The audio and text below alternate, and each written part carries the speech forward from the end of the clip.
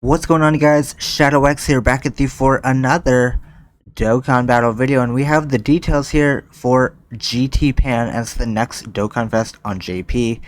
Very unexpected and surprising, to say the least. Definitely not a very hype pick, as a Dokkan Fest, but definitely more deserving than something like Videl, who literally does nothing in the series. Pan actually has a lot of screen time in GT, and I would argue she's a main character for that series, right? She has a lot of moments. She has a lot of fights. So she is far more deserving than something like Videl, who does nothing in the show. So Pan being here, I think is okay. I'm okay with this. I again, it's a little random, but it is what it is. Pan being the next Dokkan Fest here. So let's go and take her information and see what she looks like here. She is tech, so that is one thing to note. We also are getting this banner unit, Trunks and Giru, alongside her, so we'll take a look at them as well in a minute here. So her leader skill here, Bond of Friendship or Dragon Ball Secrets category 3 key, 170% across the board, and then characters who also have, or who are in the GT Heroes category also get the 30% to stats as well. So one thing with her leader skill being, the newest 200% here to the game, this mix is pretty weak, I would say. That is definitely a negative. There's not a lot here, I would say. We are going to be getting buffs, for the celebration for her, which is going to be good. We do know that LR Tech Majub is getting his EZA. I would suspect that LR GT Trio are probably going to EZA during the celebration, so that'll definitely be good for her. Because right now, the strongest character on her 200% lead is going to be, LR Super Saiyan 4 Goku, and then, physical GT Super Saiyan Goku. So we need a lot more than those two characters. So I think across all of the other 200% leads in the game, I think Pan probably has the worst out of all of them.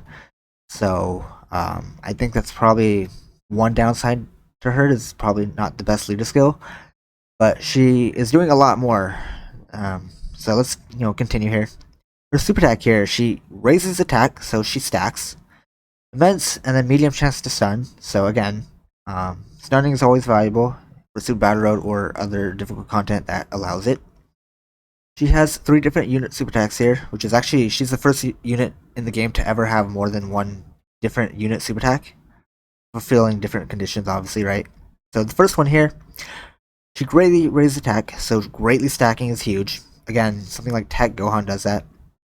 She's only, I think Esther Videl greatly stacks, if I'm not mistaken, as well. So there's sort of a lot of similarities between her and Videl that I'm seeing here. So greatly raised attack, and then immense with high chance to stun. The second unit, the condition here to fulfill this one for the first unit super attack here is an ally whose name includes Trunks GT. The second unit super attack here, she greatly stacks attack, and then immense. Literally it's the same thing, just high chance to stun again.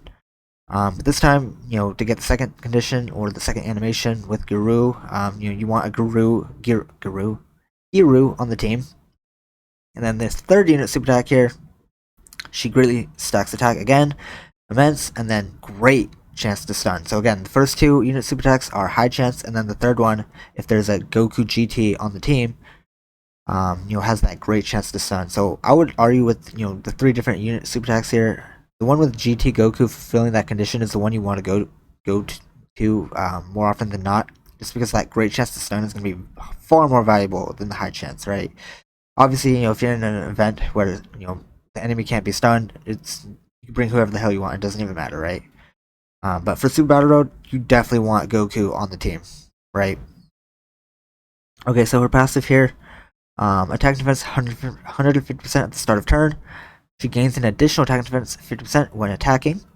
She gains Key 2, an additional attack 50% and 50% damage reduction until launching an attack while in the first slot.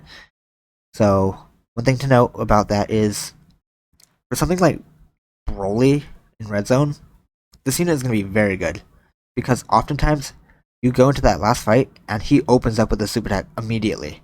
So this unit having that 50% damage reduction before she attacks with her high defense that she has, I think she's going to be fine here, outside of the fact that she's also tech, so she's going to take less damage regardless. This unit is, I look at this unit and she's like built for Red Zone Broly, I feel like. as long as she's in that first slot, right, before she attacks. That 50% damage reduction is going to be very helpful, and then the fact that she's stacking, she's going to be able to do a lot of damage, right? And again, if you're running the proper units around her, she's greatly stacking her attack, so she's going to be doing a lot of damage. She has guaranteed additionals, right? So overall, I think her design is very good. So from what I'm seeing so far, so let's continue on here. She also gains attack and defense 20% per attack performed. Max of attack and defense 100%. So obviously, after 5 times she attacks, that's going to be fully built up. Then she performs an additional attack that has a high chance to become a super attack if there is a GT Heroes category ally attacking in the same turn whose name includes Goku Jr., Trunks, or Giru. So again, as long as you're fulfilling these conditions of having Goku, Trunks, or Giru on the team, or in the turn, specifically for her passive, he's going to be looking very good. And there's her banner unit, which you want to be running with her, who is going to make her look even better, because we will talk about him in a minute. She also has an active skill here, so her condition to be able to use this is 5 or more attacks have been launched, and there's a GT Heroes category ally attacking in the same turn, whose name includes Goku Jr. So 5 or more attacks, again, is not the best, it's not the worst. However, it is far better than 5 more super attacks. This is actually the way you want it, just 5 attacks in general. When it's 5 super attacks, that is ass. That is actually like one of the worst conditions ever. As we've learned previously with other characters. So 5 or more attacks when she has built-in additionals is actually pretty good. So I think, far often than not, you'll probably be able to see this quite frequently. It's definitely not the worst condition ever. And what it does is it greatly raises attack, and then causes ultimate damage, and then she gains a 59% chance to perform a critical hit during the turn of activation. So that 59% guaranteed crit chance is very strong, on top of the fact that she's greatly stacking attack. So I'd probably recommend using this active skill is more of like a finishing blow. I think you just let her stack and stack and stack, and then when you get to sort of like the last end of the fight, you pop this active skill, and she's probably just going to be finishing the enemy with that guaranteed chance, 59% chance to perform a critical hit. So she's going to hit very hard, right? So overall, I think this design is very good. One thing I will say is I do wish the unit super attacks, at least for the first 2, I think they should have done different things. I don't know, why are they the same? Like, I feel like that's just like lazy design, because there's really no point in either having Giru or why do I keep saying Giru, and then Trunks, when they're literally doing the same thing. Like, I don't, and again, it's a little confusing because of this unit. Like, this unit is gonna fulfill both those conditions for the first 2 unit super attacks. So like, is it just gonna be a coin flip in terms of like which animation you get if you have the banner unit alongside her, which you want? How's that gonna work? I don't know, but if you're specifically going in an event where stunning is valuable, you definitely want to have that Goku on the team, right? That's the one you want to shoot for, that 3rd unit super attack. So remember that, right? But yeah, this unit is very good. I do like the design here. Her links here are Kamehameha, the Innocence, All in the Family, Saiyan Lineage, Battlefield Diva, GT, and Fierce Battle. And then she's on several categories here: Bond of Friendship, Dragon Ball Seekers, GT Heroes, Hybrid Saiyans, Goku Family Youth, Space Traveling Warriors, Bond of Parent and Child, and Kamehameha. So I do like how they gave her the Kamehameha link. It's going to be very good for her, especially on that team. So Pan overhaul is looking very good. So let's take a look at Trunks and Giru here and see what they do. So this banner unit is stupid, by the way. I'm just gonna spoiler. Let's dive in. So the leader skill here, Bond of Friendship, 130% stats with 3 key. Trash, don't worry about that. Super attack here, regular risk attack for 1 turn with Supreme, and then lowers defense. Irrelevant for the most part. This is where they're dumb. So they're passive here. They changed AGL and Tech Key Spheres to Int, which is crazy. So that's always good. When you can change multiple types of key spheres to one typing, that's good. Especially for a unit that requires orbs. That's always valuable. They also get attack and defense 120% at the start of turn, which is good. Bond of Friendship, GT Heroes, Dragon Ball Seekers category allies gain 1 key and then an extra 20% attack and defense. So keep in mind, any character that is on all 3 of these categories for that condition, they will get that buff. So, for instance, this new Pan, will be getting 60% because she is on all three of these categories. So again, that is why you want to run this unit alongside Pan. This unit is crazy. Let's just keep going. They also gain an additional attack and defense 120% when collecting 3 more key spheres. Gain an additional attack and defense 120% when collecting, and then all allies or all enemies attack minus 20% when collecting 5 more key spheres. And then all allies 2 key, and then attack and defense and chance of performing a critical hit plus 10% when collecting 7 or more key spheres. So let's break this down. So they're changing 2 types of key spheres to int. They get 120% here, 120% here, 120% here if you have 5 or more key spheres. And outside of this supporting, they're lowering enemies' attack minus 20%. They're orb changing. They're going to be easily able to collect 5 more key spheres. This unit turn 1 is going to be, they're getting 360% off of 5 key spheres. That's, 360% attack and defense outside of, collecting 5 more key spheres. This unit is going to be at like a million defense, like with the enemy attack being debuffed by 20%. Like, where is this unit taking damage? Nowhere. Is this the best spare unit in the game? I think so. Dude, I mean, this unit is dumb. Like, they're comparable to Rakuma Goldo, Jason Birder, like Android 1920. This unit is crazy. And then also, they're supporting. So they also give 2 key, attack defense, and chance of performing a critical hit 10% when collecting 7 more key spheres. So for any of these characters that are on all 3 of these categories, Bond of Friendship, GT Heroes, Dragon Ball Seekers, if they're collecting 7 key spheres, they are getting 70% support. So Pan, alongside this GT Trunks and Giru unit, is going to be looking insane. Outside of the fact that she's greatly stacking the entire damn fight. Dude, she's going to hit so hard with that active skill with this unit. Dude, this unit in slot 2, you have Pan in slot 1, and then B-Pan's active skill. Pan is going to be putting up like 15 million attack stats, like for free. Like, dude, what is this unit? This unit is crazy. Now, one thing I will say is, they are orb changing, which is good. How often are you going to be getting that 7 or more key spheres? I have found that with orb changes, it's not always as consistent as you'd like in terms of getting the orbs that they need. That's why I'm not always the biggest fan of these characters that rely heavily on needing a specific amount of key spheres. Because it's very situational, right? You can go into the turn and the orb placement just isn't the way you need it to be, so you're not able to get the key spheres that you need, and therefore the unit struggles a little bit. But overall, I think this unit is exceptional. Again, they are on Pan's 200% lead, so there also is that to remember, right? Keep in mind. I guess a negative, you could say, for this unit is going to be their links here. Speedy Retribution, Brainiac, Cold Judgment, Solid Support, GT Courage, and Fierce Battle. They only share GT and Fierce Battle with the new Pan. So, they don't really link that well. However, they're giving Pan 70% support. So I don't think that's really that big of a deal. This unit is crazy. Categories here: Bond of Friendship, Dragon Ball Seekers, Joint Forces, Space Traveling Warriors, and GT Heroes. So again, if you're going to pull for this Pan, you definitely want to try and grab this Giru and Trunks unit. This is definitely a unit you want to be, running alongside the Pan for sure, right?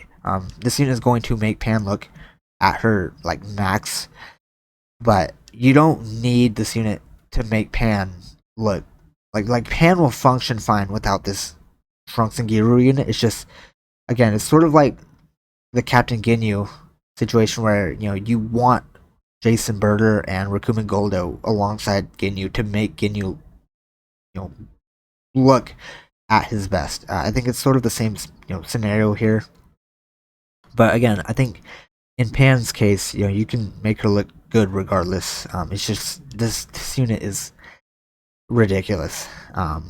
So yeah, I think the design choice for both these characters, I like what I'm seeing here. I think they did a good job. For Pan and Trunks and Giru here. One other thing to note before we head out here is I did mention that LR Maju is getting his EZA, so that is going to be a buff for Pan's 200% leader team. Again, I think outside of all the other 200% leads that we have for her, she's probably on the lower end of the stick, which is a little unfortunate, but it's Pan. Like, what do you expect? Um, but we also do know that, you switch over here, these two free-to-play characters from the GT story event, this Super Saiyan Goku and Metal Rotor unit, are going to finally be getting awakenings. These are actually like relics. Like, these characters have been in the game since like 2016. So the fact that they're finally getting awakenings and EZAs is very good. Now, I don't like when units get EZAs alongside their awakenings. I've just never been a fan of that. I think it's dumb. So I don't know how good these characters are going to be or how relevant they're going to last. With power creep being as prevalent as it is in today's meta of the game, I could see these two falling off pretty quickly because they're easying right now, right? So we'll see. Um, I would probably expect them to be supports for Pan's team at the bare minimum. They have to make these guys ridiculous, right? Runnable, usable, because red zone is the thing, and if characters can't perform in red zone, um, they they're asked in the entirety of the game. Like, that's just how it is. You can say, well, more than red zone matters, but like, dude, red zone is the standard level of difficulty moving forward around these 200% leader skill units, right? So keep that in mind. Just don't get your hopes up too high for these two, but definitely, you can be excited for these two. I would say for sure, right? That they're finally getting awakenings and EZAs, literally since their introduction into the game, 2016, I think, or 17. I'll tell you guys for free, I've never used these characters ever, not once in my box. Literally, they've just been collecting dust. Like, there's so much dust on these characters, you can't even see them in my box. Like, it's actually crazy. So the fact that I'll finally be able to blow them off and try them out, I'm very excited for that. And then also, last thing to point out here is we're getting a new season of Battlefield. So I would not be shocked if Broly is AJL and they want you to use this new pan alongside um, you know beat Broly. Typically, that's what they've been doing for these battlefields. Is whatever typing the new character is, they counter it with making Broly the opposite, right? Like, they want you to pull the new unit to take into battlefield. Like, that's a marketing decision. It makes sense, right?